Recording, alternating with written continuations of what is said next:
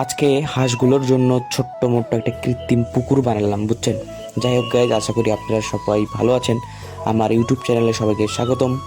So আজকে দেখাই আপনাদেরকে আমি কেমন করে পুকুরটা বানালাম। হ্যাঁ, যাই হোক গাইজ, পুকুরটা বানানোর সময় আমি ভিডিও করার কথা ভুলে গেছিলাম, এই জন্য দেখাতে পারিনি যে কেমনে কেমনে বানাইছি।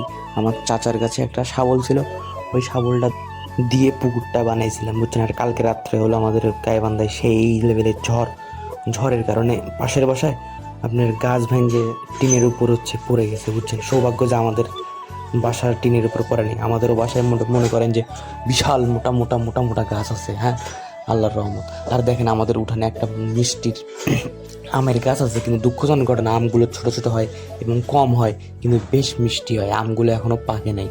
অন্যান্য গাছে আম পেকে গেছে, কিন্তু আমরা ওষুধ ব্যবহার করি না, এই জন্য আমাদের আমের আমগুলো পাকে নাই এখনো, মানে ন্যাচারালি পাকবে।